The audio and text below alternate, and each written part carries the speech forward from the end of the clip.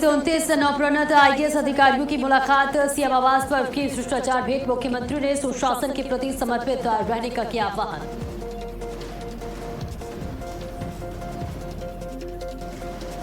राम जन्मभूमि मंदिर में सीईओ के लिए निकाली गई भर्ती आवेदन की अंतिम तारीख 18 जुलाई 2026 तक। मंदिर ट्रस्ट की मांग, सीईओ का हिंदू होना अनिवार्य।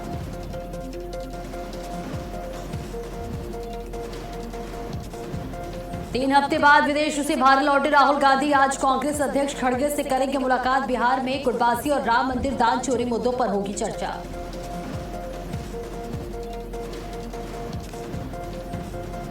उत्तर प्रदेश के कई जिलों में भारी बारिश की चेतावनी। मौसम विभाग ने जारी किया अलर्ट। लोगों से सावधानियां बरतने की सलाह।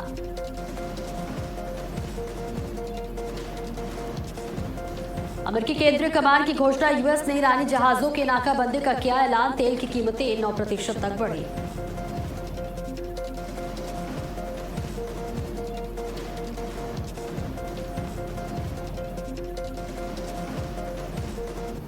नमस्कार, भारत अपडेट देख रहे हैं आप। मैं हूं आपके साथ सपना दीपक मदेशिया। बुलेटिन का आगाज करेंगे बड़ी खबर के साथ और इस वक्त की बड़ी और अहम खबर आप तक पहुंचा दे, जहां चढ़ावा चोरी मामले से जुड़ी ये बड़ी जानकारी। टिन्नू यादव की रिमांड पर आज सुनवाई होगी। ये बहुत बड़ी खबर आप तक पहुंचा रहे हैं। चढ़ावा चोरी मामले से जुड़ी ये बड़ी जानकारी। टिन्नू यादव की रिमांड पर आज सुनवाई होगी। चढ़ावा हेराफेरी केस में पुलिस ने कस्टडी मांगी। रिमांड पर टिन्नू यादव और सुभाष श्रीवास्तव का कोर्ट में सुनवाई होगी, जहां आपको बताते चले कि पुलिस अब इस पूरे मामले में पूछताछ कर बड़े खुलासे कर सकती है, ऐसा अंदेशा जताया जा रहा है। और आज कोर्ट तय करेगी कि पुलिस कस्टडी रिमांड पर देना है या नहीं देना है। लेकिन इस बीच ये बहुत बड़ी जानकारी आप तक पहुंचा रहे हैं, जहां राम मंदिर चढ़ावा चोरी मामले में सुप्रीम कोर्ट ने उत्तर प्रदेश एसआईटी से जांच की प्रगति रिपोर्ट तलब की है और ट्रस्ट को नोटिस भी जारी किया गया है। अगली सुनवाई सुप्रीम कोर्ट में 20 जुलाई को होगी। लेकिन इस बीच आपको बताते चले, जहां टिन्नू यादव की रिमांड पर आज सुनवाई होगी और सबकी नजर टिकी हुई है कि आखिर क्या कुछ बड़ा फैसला आ सकता है।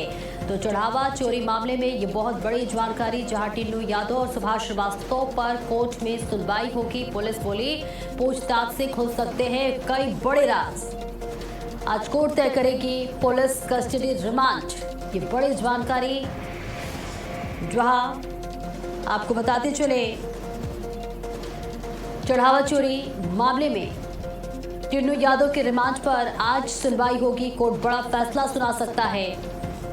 चढ़ावा हेराफेरी केस में पुलिस ने कस्टडी का रिमांड मांगा है और ऐसे में देखना होगा कि आज क्या कुछ फैसला सामने आता है। लेकिन इस बीच आपको बताते चले कि राम मंदिर चढ़ावा चोरी मामले में आरोपी टिन्नू यादव और 7 अन्य लोगों की न्यायिक हिरासत में ही 14 दिनों के लिए बढ़ाई गई थी। और इसके बाद से अब देखिए आज क्या कुछ फैसला आता है। सभी की नजरें इस पूरे मामले पर टिकी हुई है। ये बहुत बड़ी जानकारी आप तक साझा कर रहे हैं, जहां लगातार एसआईटी की जांच इस वक्त तेज होती हुई नजर आ रही है।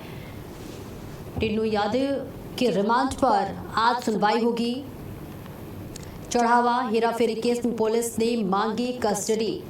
टिन्नू यादव और सुभाष श्रीवास्तव पर कोर्ट में सुनवाई होगी। ये बहुत बड़ी जानकारी चढ़ावा चोरी मामले में, जहां लगातार बड़े एक्शन हो रहे हैं, बड़े नामों का खुलासा हो रहा है। एक एक कर लगातार एसआईटी अपनी जांच का दायरा बढ़ाती हुई नजर आ रही है। और इस बीच ये बड़ी जानकारी आपको बता रहे हैं, जहां टिन्नू यादव और सुभाष श्रीवास्तव पर कोर्ट में आज सुनवाई होने वाली है और सभी की नजर इस सुनवाई पर है कि आखिर क्या कुछ बड़ा फैसला आ सकता है। पुलिस बोली है कि पूछताछ की जा रही है चढ़ावा चोरी मामले में। अब लगातार एक्शन लिया जा रहा है, जहां टिन्नू यादव के रिमांड पर आज कोर्ट में फैसला होगा। चढ़ावा हेराफेरी केस में पुलिस ने कस्टडी रिमांड मांगी है। देखना होगा कि पुलिस को रिमांड मिलती है या नहीं। लेकिन इस बीच सबकी नजर इस फैसले पर टिकी हुई है। हालांकि पुलिस ये जरूर दावा करती हुई नजर आ रही है कि पूछताछ में कई बड़े राज खुल सकते हैं, कई बड़े सुराग मिल सकते हैं और कई कुछ चीजों पर पर्दाफाश किया जा सकता है। ऐसे में पुलिस के इस मांग को पूरा होगा या नहीं होगा, कोर्ट क्या कुछ फैसला सुना सकता है, इस पर सभी की निगाहें, सभी की नजरें टिकी हुई हैं। तो इस बीच ये बहुत बड़ी और अहम जानकारी आप तक साझा कर रहे हैं, जहां टिन्नू यादव की रिमांड पुलिस मांग रही है और कोर्ट क्या कुछ फैसला इसके पक्ष में सुनाता है, ये भी देखना दिलचस्प होगा। फिलहाल आज सुनवाई है और इसी सुनवाई पर आज सबकी नजरें टिकी हुई हैं। चढ़ावा हेरीफेरी से ये बड़ी जानकारी आप तक पहुंचा रहे हैं। टिन्नू यादव और सुभाष श्रीवास्तव पर आज कोर्ट में सुनवाई होने वाली है। बेहद अहम सुनवाई माना जा रहा है, जहां देखना होगा कि कोर्ट टिन्नू यादव और सुभाष के लिए क्या पुलिस को कस्टडी देती है। हालांकि पुलिस की जरूर दावा यहां करती हुई नजर आ सकती है कि पूछताछ में कई बड़े राज खुलेंगे, ऐसा दावा पुलिस कर रही है। तो पुलिस यहां रिमांड मांगती हुई नजर आ रही है। कस्टडी का रिमांड मांगा गया है कोर्ट के से, और ऐसे में देखना होगा कि ये रिमांड पुलिस को मिलती है या नहीं। लेकिन इस बीच ये बड़ी जानकारी आप तक साझा कर रहे हैं, जहां चढ़ावा चोरी मामले में लगातार बड़े और कड़े एक्शन लिए जा रहे हैं और इस मामले में आज कोर्ट में बड़ा फैसला आ सकता है, जहां देखना होगा कि पुलिस कस्टडी रिमांड मिलता है या नहीं।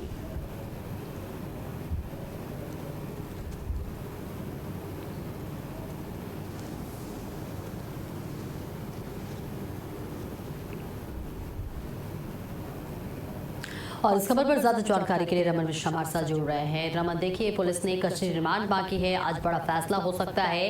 क्या लगता है, क्या कुछ अंदेशा जताया जा रहा है, क्या पुलिस को रिमांड मिलेगी?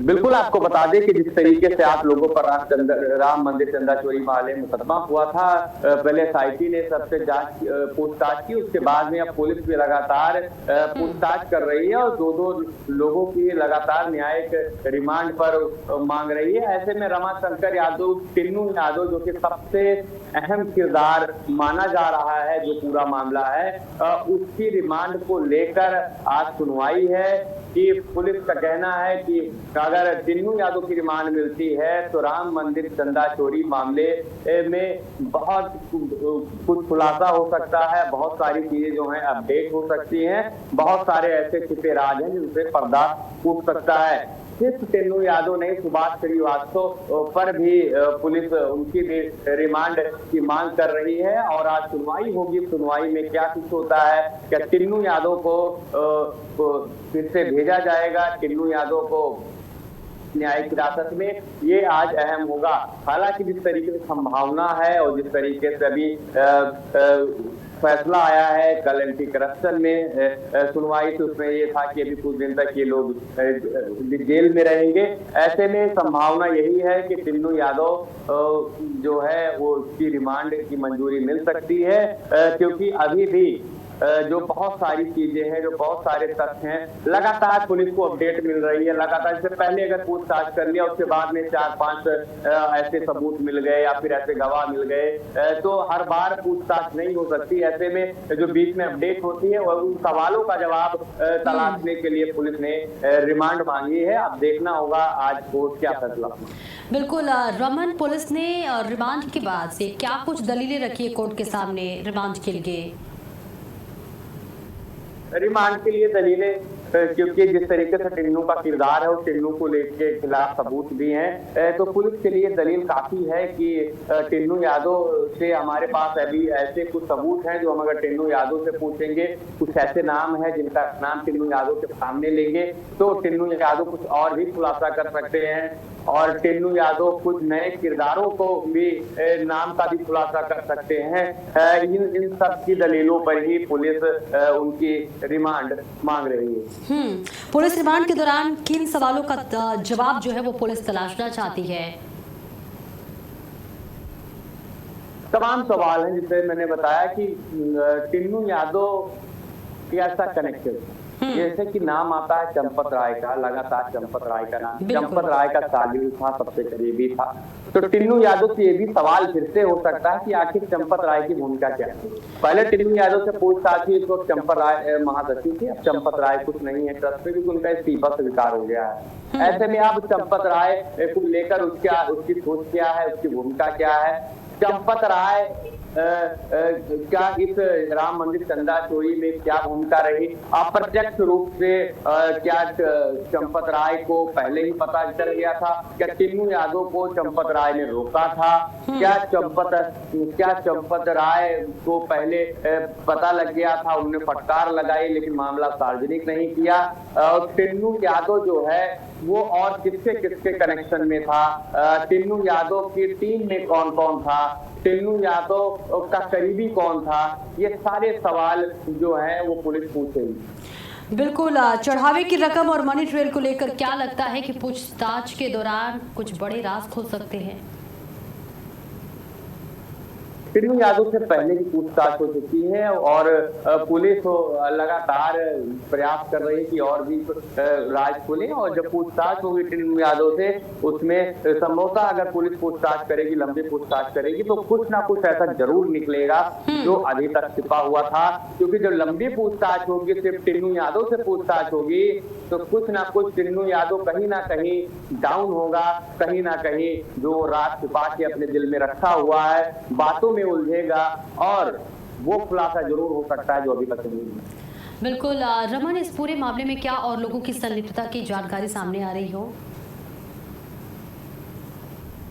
तमाम लोगों की संलिप्तता जिस तरीके से एसआईटी जांच कर रही थी, लगातार प्रतिदिन अपडेट आ रहे थे, कुछ लोगों के यहाँ पूछताछ हो रही थी, लेकिन अभी सार्वजनिक रूप से 8 लोगों के अलावा किसी का लिखित में नाम नहीं आया है। तमाम कर्मचारी अधिकारी ऐसे हैं जिन पर कार्रवाई हुई है, लेकिन उनके लापरवाही बेस पे भी कार्रवाई हुई है। वो दोषी कितना है, प्रत्यक्ष रूप से इस मामले में कितना इन्वॉल्व है, इसको लेकर अभी एसआईटी की जो फाइनल रिपोर्ट आएगी, जो लगभग 48 घंटे के अंदर ही आ सकती है, कल दोपहर तक शासन को पेश की जा सकती है। एसआईटी रिपोर्ट में ही अब साफ हो पाएगा कि और कौन कौन नाम है जो इसमें शामिल हैं। क्या यही 8 लोग थे या फिर कोई बड़ा मामला था और बड़े किरदार थे? अगर पुलिस को रिमांड मिल जाती है कोर्ट की तरफ से, तो क्या लगता है कि पुलिस किन किन मुद्दों पर अपना सबसे ज्यादा ध्यान केंद्रित करेगी?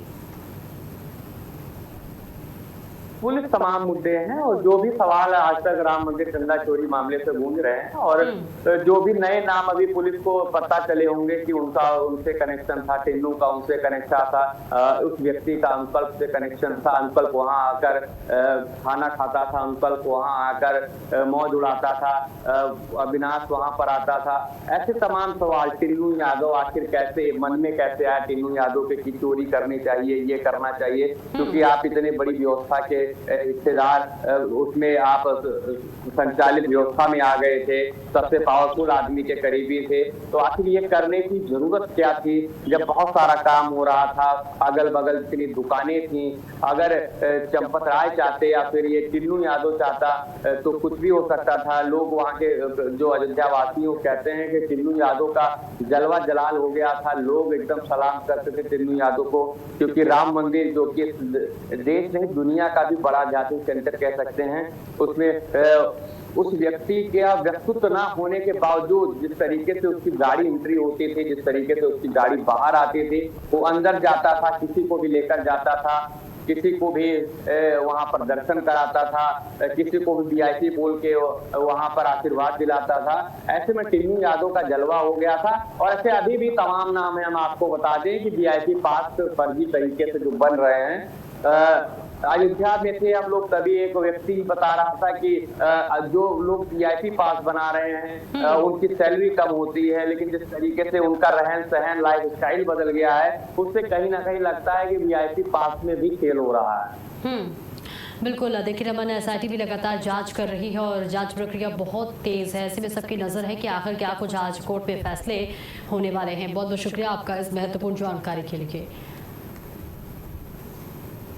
और चलिए आगे बढ़ते हैं। आज लखीमपुर दौरे पर रहेंगे बीजेपी प्रदेश अध्यक्ष पंकज चौधरी। कई जगहों पर प्रदेश अध्यक्ष का भव्य स्वागत होगा। वरिष्ठ कार्यकर्ताओं संग बैठक करेंगे प्रदेश अध्यक्ष। ये बहुत बड़ी जानकारी आप तक साझा कर रहे हैं, जहां उत्तर प्रदेश के प्रदेश अध्यक्ष पंकज चौधरी आज कई जगहों पर उनका भव्य स्वागत होगा, जहां इनका ये दौरा बेहद महत्वपूर्ण बताया जा रहा है। वरिष्ठ कार्यकर्ताओं के साथ प्रदेश अध्यक्ष बैठक करेंगे।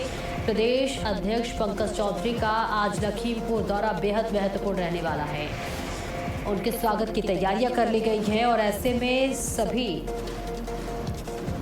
इस बात पर सबसे ज्यादा फोकस किया जाएगा 2027 विधानसभा चुनाव को लेकर। तो उत्तर प्रदेश के प्रदेश अध्यक्ष आज लखीमपुर जाएंगे। बेहद महत्वपूर्ण ये दौरा उनका बताया जा रहा है, जहां उनकी तैयारी की जो है तैयारियां कर ली गई हैं और ऐसे में उनका भव्य स्वागत होने वाला है, जिसकी तस्वीर आपके टीवी स्क्रीन के जरिए हम साझा कर रहे हैं।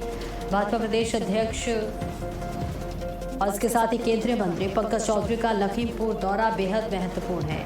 उनके आगमन पर कार्यकर्ताओं में भारी उत्साह है और गिरजापुरी बैराज सहित कई स्थानों पर उनके भव्य स्वागत की तैयारियां की जा रही है। इस दौरे का मुख्य उद्देश्य संगठन को मजबूत करना और आगामी विधानसभा चुनाव की तैयारियों को गति देना है, क्योंकि देखिए 2027 में उत्तर प्रदेश विधानसभा चुनाव है और चुनाव के मद्देनजर प्रदेश अध्यक्ष का ये दौरा बेहद महत्वपूर्ण माना जा रहा है। संगठन विस्तार को लेकर भी कई जानकारियां सामने आ सकती हैं। इसके अलावा आपको बताते चले उनकी आने से पहले ही जो तैयारियां हैं वो भव्य तरीके से कर ली गई है। जगह जगह स्वागत के लिए तमाम लोगों की मौजूदगी भव्य आज स्वागत होगा प्रदेश अध्यक्ष पंकज चौधरी का, जहां खासतौर से जनता में बेहद उत्साह और उमंग देखने को मिल रहा है। तो आपको बताते चले इस दौरे का मुख्य उद्देश्य संगठन को मजबूत करना और आगामी विधानसभा चुनाव की तैयारियां हैं उन्हें गति देना है। तो प्रदेश अध्यक्ष के स्वागत की तैयारियां लगातार की जा रही हैं। स्वागत कार्यक्रम और संगठनात्मक बैठकों के लिए जिला पदाधिकारियों को विशेष जिम्मेदारियां सौंपी गई हैं। लखीमपुर खीरी में कार्यकर्ताओं द्वारा भव्य स्वागत की रूपरेखा तय की गई है। तो पार्टी नेताओं के अनुसार ये दौरा मिशन 2027 की तैयारियों का एक बेहद अहम हिस्सा है और बताया जा रहा है, जहां प्रदेश अध्यक्ष का ये दौरा बेहद महत्वपूर्ण है। कई मुद्दों पर चर्चा भी हो सकती है।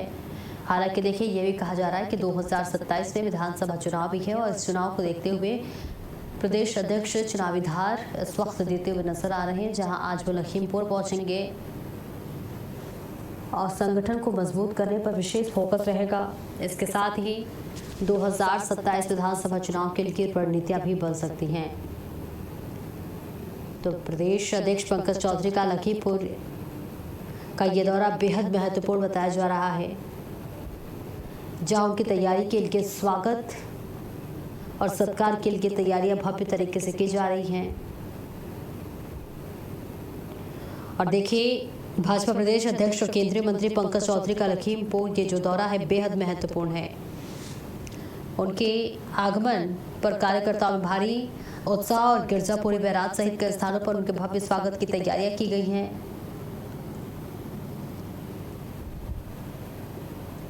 और इस दौरे का मुख्य उद्देश्य संगठन को और मजबूत करना है। और विदेश से 3 हफ्ते बाद भारत लौटे राहुल गांधी। बड़ी और अहम जानकारी, जहां आज बताते चले खड़गे से मुलाकात भी करेंगे राहुल गांधी। तो विदेश से 3 हफ्ते बाद भारत लौटे राहुल गांधी आज कांग्रेस अध्यक्ष खड़गे से मुलाकात करेंगे। पंजाब, गोवा, बिहार में गुटबाजी पर खत्म होगी चर्चा। राम मंदिर दान चोरी मुद्दे पर भी चर्चा होगी। तो राहुल गांधी का वतन वापसी, जहां वापसी के बाद वो खड़गे से मुलाकात करेंगे और बताया जा रहा है कई महत्वपूर्ण बिंदुओं पर चर्चा करते हुए राहुल गांधी नजर आएंगे।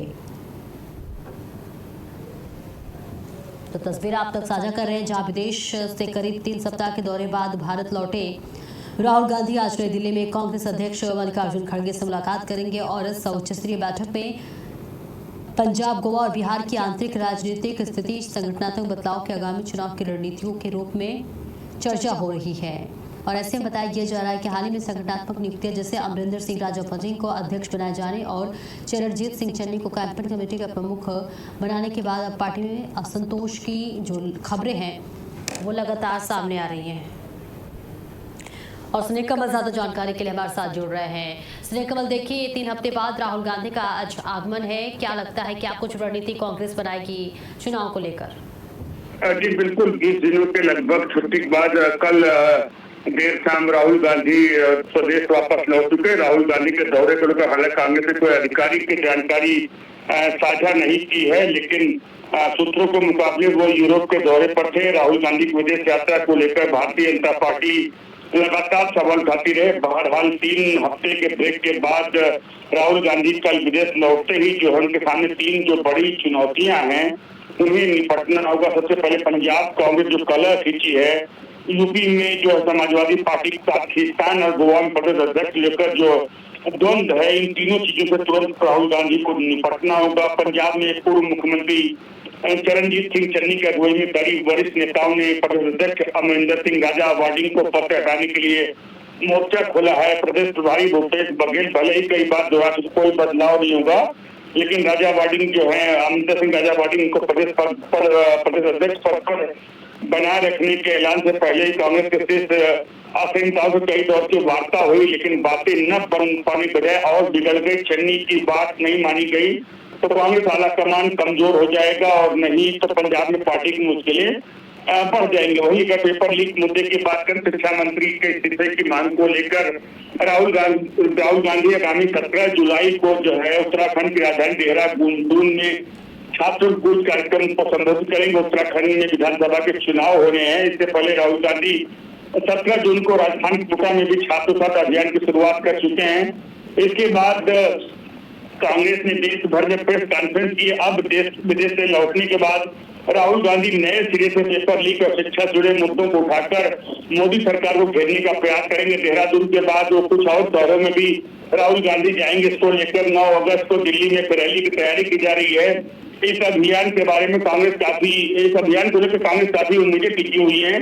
20 जुलाई से शुरू संसद के मानसून सत्र को लेकर भी विपक्ष जहां राम मंदिर चढ़ावा चोरी पेपर लीक के मुद्दों में मोदी सरकार घेरने की स्थिति बना रही है, कोई भाजपा और एनडीए कुंभा भी जो बढ़ता जा रहा है। टीएमसी शिवसेना और टूट के बाद यूपीटी में टूट के बाद जो अंदाजा सहज अनुमान लगाया जा सकता है, सत्ताधारी पार्टी संसद में बहुमत के जुगाड़ में लगी है ताकि परिसीमन और महिला आरक्षण और एक देश एक चुनाव से आम मुद्दों पर संविधान में संशोधन विधेयक पारित किया सके। वहीं अगर कांग्रेस की बात करें, डीएमके से दूर होने के बाद आगामी मानसून सत्र में राहुल गांधी के बतौर नेता विपक्ष की एक कठिन परीक्षा साबित होगी। वहीं भारतीय जनता पार्टी भी जो कांग्रेस को इस मुद्दे पर घेरने का प्रयास करेगी। बिल्कुल, देखिए स्नेहा कमल, उत्तर प्रदेश के अलावा कई राज्यों में देखिए 2027 में विधानसभा चुनाव है। ऐसे में क्या लगता है, चुनाव को लेकर कांग्रेस की क्या रणनीति तय होगी? गठबंधन पर क्या कुछ चर्चा हो सकती है? फिलहाल अभी संसद का मानसून सत्र जो है 20 जुलाई से प्रारंभ होना है, उसको लेकर विपक्ष की एकजुटता पर सवाल है। जिस तरह से विपक्ष में लगातार टूट बढ़ रही है, उसको लेकर जो है राहुल गांधी के सामने जो है विपक्षी दलों की जो टूट है उसे संभाले रखना और अपनी पार्टी में जो असंतोष है उस पर उनकी प्राथमिकता थी, उस पर अभी उनका फोकस होगा। बिल्कुल, बहुत बहुत शुक्रिया स्नेहा कमल आपका इस महत्वपूर्ण जानकारी के लिए। तो देखिए, आज राहुल गांधी 3 हफ्ते के विदेश दौरे के बाद वापस लौट रहे हैं, जहां वो अपने राष्ट्रीय अध्यक्ष मल्लिकार्जुन खड़गे से मुलाकात करेंगे। 2027 चुनाव को देखते हुए विशेष रणनीति बनाया जा सकता है कांग्रेस में। इसके साथ ही खास फोकस रहेगा 2027 की सीट कैसे जीतनी है।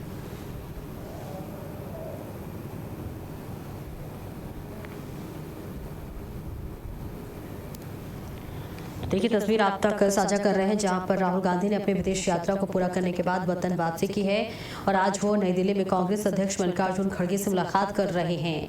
इस उच्च स्तरीय बैठक में पंजाब, गोवा और बिहार की राजनीतिक जो है स्थिति और इसके साथ ही संगठनात्मक बदलाव और आगामी चुनाव की रणनीतियों पर मुख्य रूप से चर्चा हो सकती है। और हाल ही में देखिए, संगठनात्मक नियुक्तियों के बाद पार्टी में असंतोष की खबरें भी सामने आई है। इस बैठक में पंजाब में गुटबाजी खत्म कर 2027 विधानसभा चुनाव के लिए एकजुटता का मंथन हो रहा है। और देखिए, हाल ही में गोवा के नेताओं के साथ हुई विस्तृत समीक्षा के बाद प्रदेश संगठन को मजबूत करने, जनसंपर्क बढ़ाने और राज्य में पार्टी की स्थिति को ठोस रखकर चर्चा की जा रही है। और इसी के साथ इस बुलेटिन में इतना ही। खबरों का सिलसिला लगातार जारी है।